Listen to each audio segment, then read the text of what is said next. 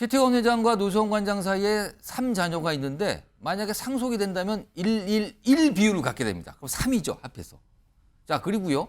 최태원 회장과 김영 이사장이 공식적으로 결혼이 된다면 또 여기도 상속 이런 게 나중에 있겠잖아요. 그러면은 지금 자식이 하나가 있고요. 그다음에 김영 이사장이 이 전남편 수생이잖아요. 그럼 뭐 입양 가능성도 있다 그러니까. 그럼 여기가 1:1 그리고 부인에게도 1.5가 가서 3.5가 됩니다. 그럼 딱 3대 3.5가 되는 겁니다. 2세에서 3세로 넘어갈 때는 합의 구조가 깨져버리면은 이게 소송으로 갈 수도 있는 거고, 그다음에 아니면은 이제 뭐 다툼으로 갈 수도 있는 거고, 예. 그러다 보니까 지금 바로 이 판결 나자마자 주식시장에서 혹시라도 나중에 이 지배구조 때문에 주식을 매집할 수가 있다는 그런 생각을 지분 가지고 경쟁이 붙을 수 있다. 그래서 주식값이 그냥 10% 이상 그렇게 급등을 하는 거예요. 그러다 보니까 세간의 관심은 이제는 대법원 판결이 어떻게 나느냐에 따라서 이제 돈 1조 3천억에 대한 그런 것도 과정도 중요하겠지만 정말 그 다음에는 무사히 1세에서 2세로 넘어왔던 이 후계 구도가 또 완전히 이제는 또 전쟁이라든가 아닌 소송으로 갈 수도 있기 때문에 녹록지 않은 경제 여건에서 22대 국회가 출범하여 그 어느 때보다 어깨가 무거우시겠지만 뒤집어 생각하면 위기 가운데 기회가 있듯이 의원님들과 경제인들이 함께 더 자주 소통하고 고민해 나갔으면 좋겠습니다. 자, 이번 세기의 이혼 소송이라고 불리는 이 2심 판결 결과가 나온 뒤에 많은 얘기가 있었지만 그중에서 가장 뭔가 재계 그리고 주식시장도 굉장히 관심 있게 보는 게 승계구도입니다. 승계구도. SK그룹의 승계. 지금 최태원 회장은 2대째거든요. 그렇다면 3세로 내려가는 상황과 지금 이 소송이 무슨 관련이 있는 거 아니냐. 이런 얘기가 끊임없이 나옵니다. 자, 화면 좀 볼까요? 왜 그런가 하면요. 이런 얘기가 나오네요. 지금요. 제목이 세기의 이혼, SK 후계 구도의 변수일까? 물음표가 찍혀 있는데요. 지금 최태원 회장이 가운데 있고 지금 이혼 소송을 벌이고 있는 노수원 관장 그리고 지금 동거인으로 알려지고 있는 김영 이사장이 있잖아요. 그럼 만약에 이혼이 확정이 된다면 결혼을 할 재혼이라고 하겠죠. 이거 할 가능성이 있거든요. 자, 그렇다면 지금 그 사이에 자녀들이 있는데 이게 일단 숫자만 좀 딱 한눈에 보세요. 최태원 회장과 노수원 관장 사이에 3자녀가 있는데 만약에 상속이 된다면 1:1 비율을 갖게 됩니다. 그럼 3이죠, 합해서. 자, 그리고요. 최태원 회장과 김영 이사장이 공식적으로 결혼이 된다면 또 여기도 상속 이런 게 나중에 있겠잖아요. 그러면은 지금 자식이 하나가 있고요. 그다음에 김영 이사장이 이 전남편 수생이잖아요. 그럼 뭐 입양 가능성도 있다 그러니까. 그럼 여기가 1:1 그리고 부인에게도 1.5가 가서 3.5가 됩니다. 그럼 딱 3대 3.5가 되는 겁니다. 이것 때문에 지금 얘기가 나오는 건데 최수영 평론가. 지금 사실 SK그룹은 2세 승계 과정에서는 굉장히 무난하게 갔어요. 여러 가지 이 지분을 갖고 있는 이 뭐랄까 사촌들도 있고 형제도 있었지만 최태원 회장한테 이렇게 지분을 약간 몰아주는 형태로 돼서 이제 완결이 됐거든요. 근데 지금 3세 승계가 이게 굉장히 복잡할 수 있다는 얘기가 나오는데요. 매우 복잡해질 가능성이 높아요. 왜냐하면 지금 말씀하셨듯이 이게 이제 최태원 회장으로 넘어갈 때는 일종의 약간 교황 선출 방식, 일종의 콘클라베 방식을 띄었어요. 그러니까 양쪽의 창업주였던 최종건의 자제들과 최종현 선대회장의 자제들이 만나서 합의해서 여기서 가장 우리가 역량이 뛰어난 최태원 회장에게 이걸 몰아주고 우리는 빠진다. 그래서 사실상 이 재산 전체를 최태원 회장이 다 가진 게 아니라 위임 말하자면은 이제 그 SK를 운영하게 된 거예요. 그래서 이렇게 아주 매끄럽게 2세로부터 이제 이게 이전이 됐기 때문에 최태원 회장이 고마워서 나중에 1조 원 상당의 주식을 나눠주게 됐단 말이에요.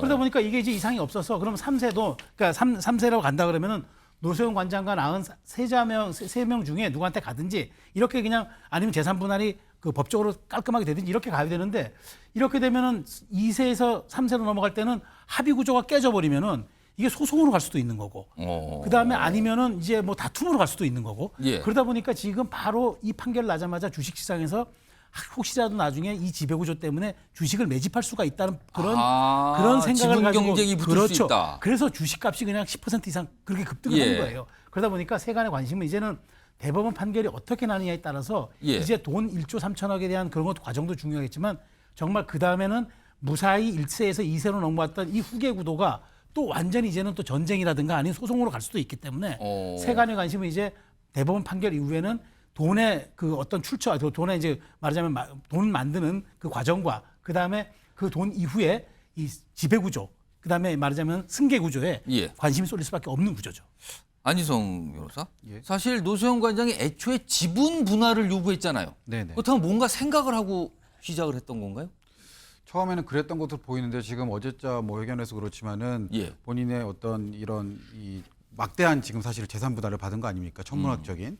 그런에서 좀 상황이 많이 변경이 됐기 때문에 이에 대해서 사실은 나는 뭐 우호적 지분이었다 이런 것은 나의 입장과는 사실 다른 얘기다 이런 식으로 지금 선을 그었거든요. 예. 그렇기 때문에 지금 향후에 일단은 어떻게 좀 추이가 변할지를 좀 지켜는 봐야겠지만 예. 기본적으로는 말씀하신 것처럼 이 천문학적인 재산 분할 액수 요의 이 자금 출처를 어떻게 마련할 것이냐. 이 지금 1조 3천억 만약에 이게 최종 예. 확정된다면 1조 3천억 원이다. 과연 예. 이 돈은 어디에 쓰일 것이냐 이것도 지금 관심사거든요. 그렇죠. 지금 일각에서는 그래서 이거를 예. 후계 이제 경영권을 가져오기 위해서 총알로서 쓰려고 가져온 것이 아니냐. 아까 보면 3대 3.5가 나온단 예, 말이에요. 예. 지금 사실은 뭐 최태원 회장의 현재 지금 현금성 자산으로 따지면은 그 금액이 엄청 커 보이지만 SK 전체 또 지분으로 봤을 때는 이 그 금액 자체는 또 엄청난 금액은 아니거든요. 그렇기 때문에 후계에 있어서 이제 자녀들로 하여금 이런 지분들을 확보하기 위한 총알로서 예. 그것을 활용할 것이 아닌가 하는 예측도 지금 나오고 있는 상황입니다. 아.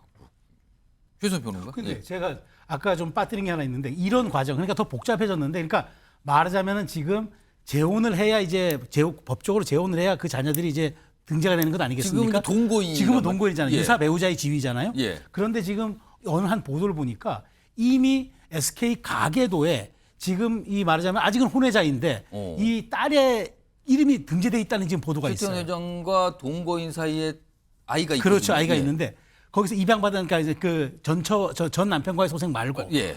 그 이름이 지금 SK 박물관처럼 운영되고 있는 SK 그 고택이 하나 있는데 수원에 예. 거기에 이름이 가계도에 등재가 돼 있다는 거예요. 이 얘기 뭐냐면 아직도 법적으로 지금 재혼이 안 된 상황에서도 이미 가계도에 그 이름이 올라왔다는 이유는 앞으로도 이 문제가 대단히 지금 만일 재혼이 됐을 때는 예. 큰 불씨가 될 수도 있고 굉장히 쟁점이 될 수도 있겠다. 이미 벌써 이렇게 그 가계도에 올라와 있다 하면 앞으로 이 부분이 굉장히 좀 말하자면 논란거리가 될 지금 수도 이제 있다는 보도가 나왔다는 소개해 주는데 그게 조금 더 확인이 돼서 만약에 사실이라면은 그렇다면 뭔가 생각을 하고 거기에 그렇죠. 포함을 시켰을 텐데 그렇다면 이게 어떻게 되는 건가 이렇게 가는 더 거네요. 복잡해지는 거죠.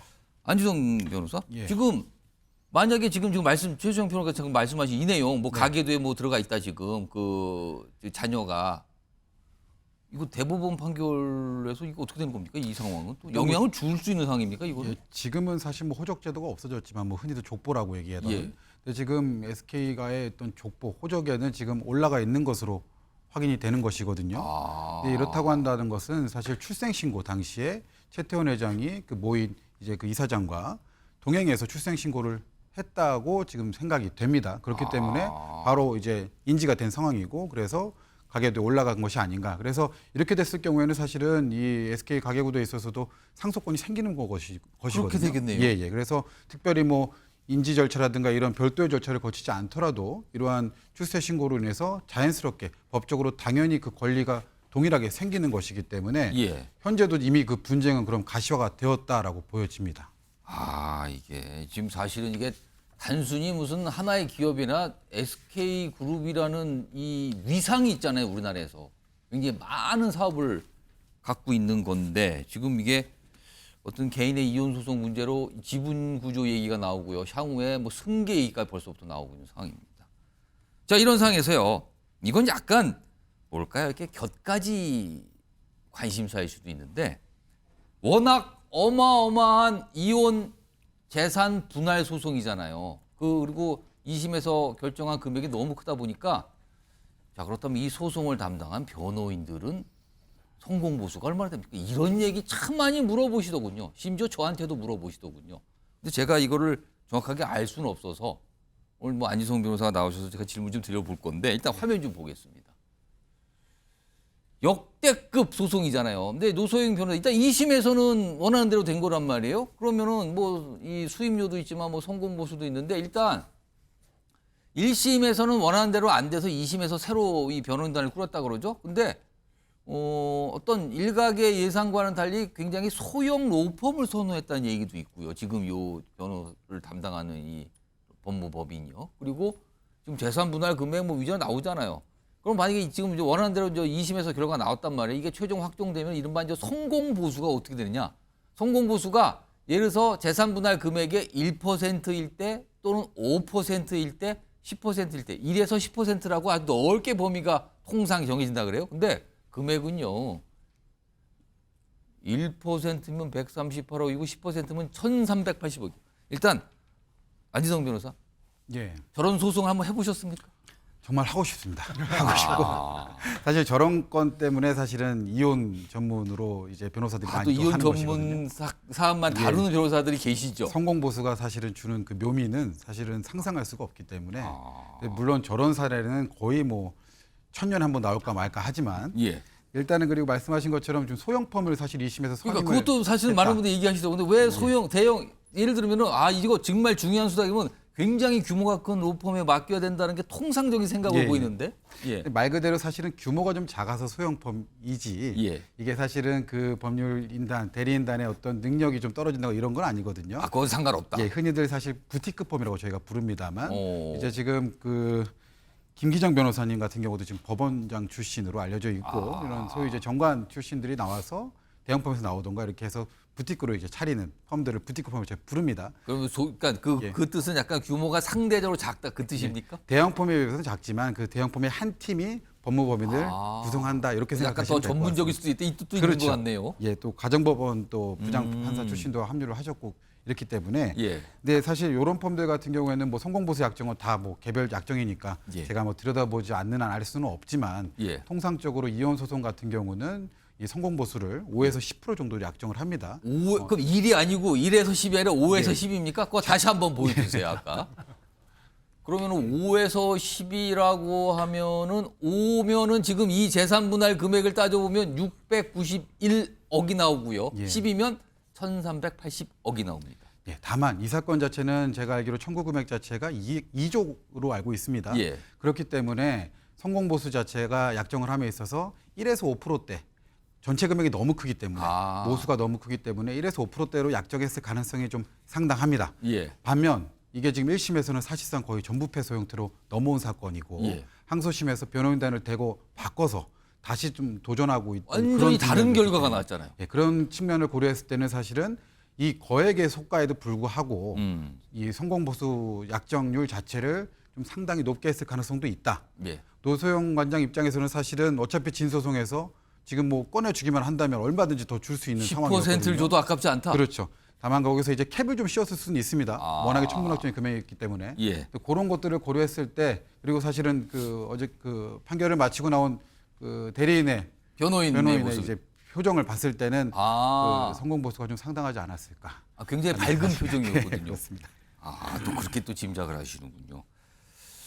아무튼 뭐 워낙 그 본안 금액이 어마하다 보니까 이거 이 뭐 수임료 아니면 성공보수 이것도 뭐 엄청나네요. 뭐 웬만한 어떤 소송의 본안 금액 같기도 합니다. 지금 규모로 보면은.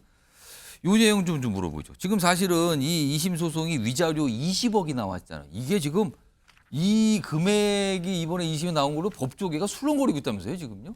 예, 사실은 지금까지는 전혀 전례가 없던 금액이고요. 전례가 없는 정도가 아니라 사실은 어떤 상한이라고 하는 것을 조금 넘은 정도도 아니고 예. 아예 그 천장을 부순 정도의 표현할 정도로 그렇다면 어떻게 되는 겁니까, 이게? 통상적으로 이혼 소송에서 위자료로 인정되는 금액 아까 말씀드렸지만 정신적인 피해에 대한 이 배상이거든요. 예. 그 위자료로 인정되는 금액은 많아야 사실 5천만 원 정도입니다.